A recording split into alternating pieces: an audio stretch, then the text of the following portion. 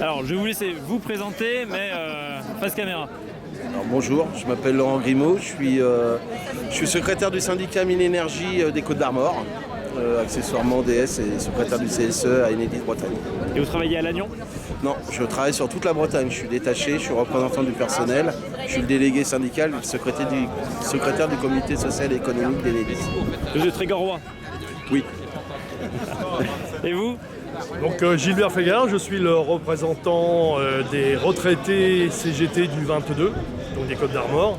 Et j'ai aussi un mandat régional et national sur les revendications spécifiques aux retraités des IEG. Alors les entreprises de l'énergie au niveau national se mobilisent depuis Depuis le début, on est d'ailleurs les têtes de pont mi-janvier. dans le mouvement, puisque vous n'êtes pas sans savoir qu'il y a la réforme des retraites, sur laquelle on converge bien naturellement avec l'ensemble des corporations professionnelles. Mais il n'y a pas que, il y a aussi le fait qu'on est touché aussi directement par notre statut, puisque on dépend d'un statut et d'un régime spécial, et qu'aujourd'hui, dans la réforme des retraites, c'est la suppression de ces régimes-là. Donc on est aussi mobilisé là-dessus. On est beaucoup sur les retraites et on est tête de pont, comme l'était la SNCF il y a quelques années. Donc on fait différentes actions, coups de poing, qui peuvent avoir lieu aussi bien sur le département qu'au niveau national, dans tous les secteurs de l'énergie, que ce soit l'hydraulique, le nucléaire, la distribution, le gaz, le stockage gaz.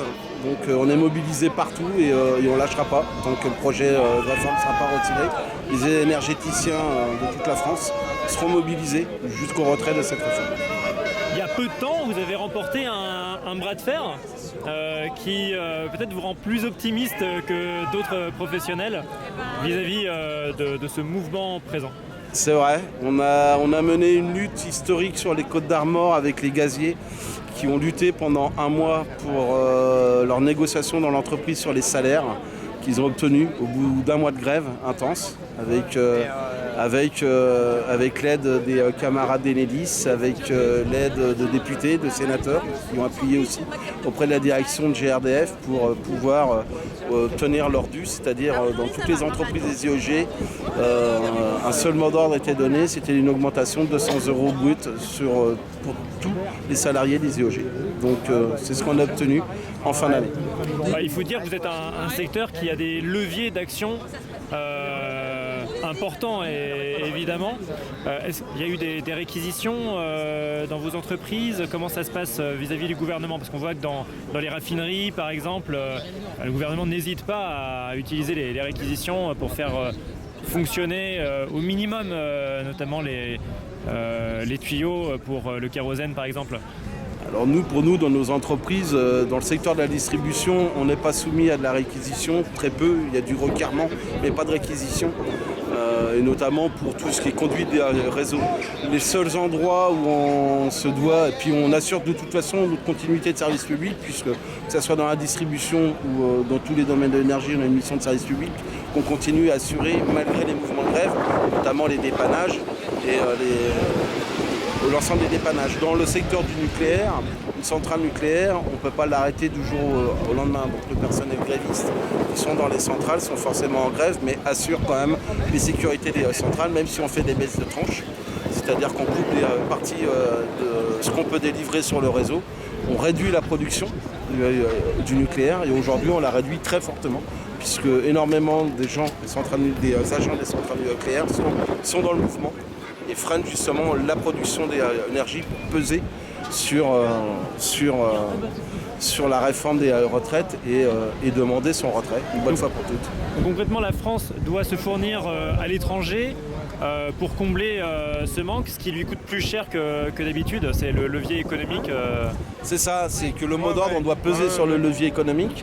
Aujourd'hui, l'État français est contraint d'importer son énergie à l'étranger, parce qu'aujourd'hui, il n'a pas suffisamment de ressources et de production en France liées au mouvement de grève pour pouvoir servir l'ensemble de la population.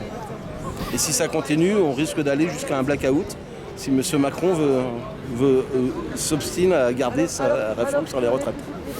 Un regard de Normand alors, sur la situation, ça a l'air d'être assez chaud aussi, notamment dans les ports. Vous fonctionnez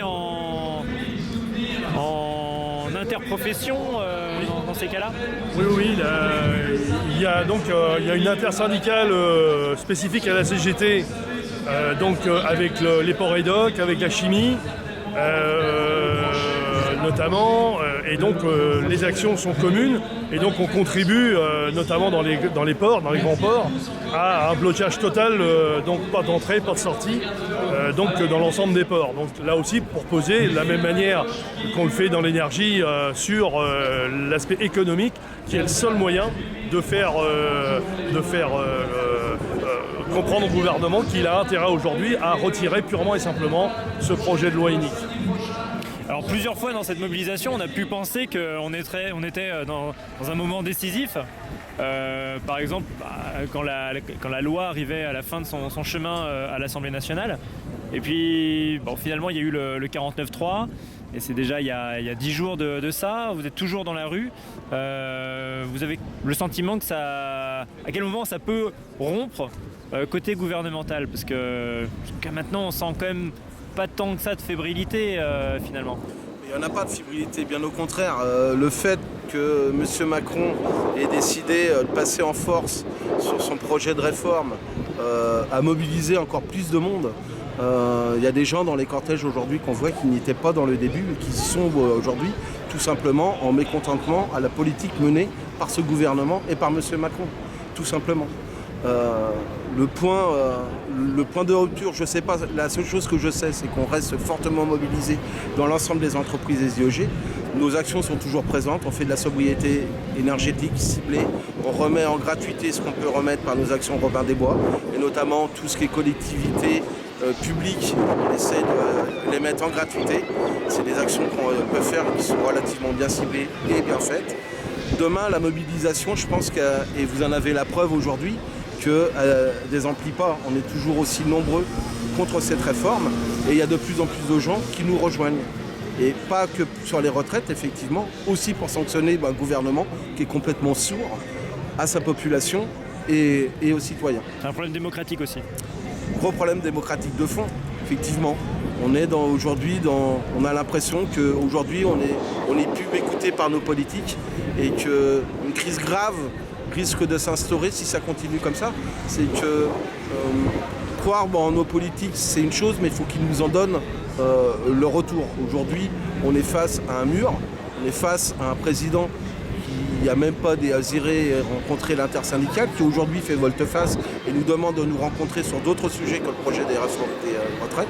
Aujourd'hui, ce qui est important, c'est qu'ils nous reçoivent sur ce sujet-là, puisque c'est celui-là qui nous impacte. Mais pas que.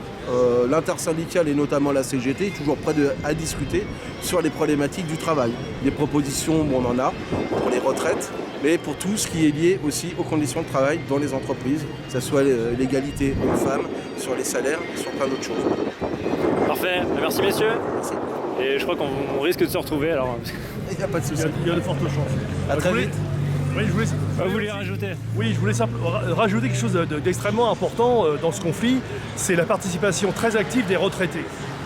On aurait pu penser que le retraité d'aujourd'hui ne se sentirait pas forcément concerné par la réforme, puisque, étant déjà en retraite, ça pouvait concerner que ceux qui allaient être en retraite. Alors c'est vrai dans l'interprofessionnel, mais c'est vrai particulièrement dans nos entreprises, puisque nous avons un régime particulier et que les retraités qui sont déjà au régime particulier ne pouvaient penser qu'ils ne le perdraient pas, puisque le gouvernement allait sur la clause du grand-père, comme ils l'ont fait pour les cheminots il y a quelques années. C'est-à-dire qu'on ne toucherait pas aux retraités d'aujourd'hui, et ce seraient les nouvelles embauches qui seraient sorties du régime spécial. Et le constat, c'est que depuis la 10e manifestation et dans les piquets de grève, dans les manifestations, y compris sur des actions de sobriété énergétique ou de gratuité, eh bien, les retraités participent de manière assez importante Et on l'a vu dans le cortège encore aujourd'hui, beaucoup de retraités sont dans les manifestations. Je pense qu'il y a aussi ce sentiment solidaire des retraités vis-à-vis de leurs enfants, de leurs petits-enfants. Et ça, c'est à mettre aussi à l'actif de l'intersyndicale qui rassemble très largement, y compris le petit patronat. On en a eu l'occasion ce matin avec des représentants CAPEB, des artisans, où eux aussi se sont engagés résolument dans l'action contre ce projet, notamment pour des métiers relativement durs, où ils n'imaginent pas pouvoir continuer à travailler au-delà de 62, 64, voire plus. Une fois que la porte est ouverte, on peut repousser encore l'âge. Donc voilà, je voulais insister là-dessus parce que les retraités ne sont pas à côté, ils sont avec les actifs pour le rejet de ce projet. C'est important de le dire. Il me semble. Merci à vous. Merci à vous.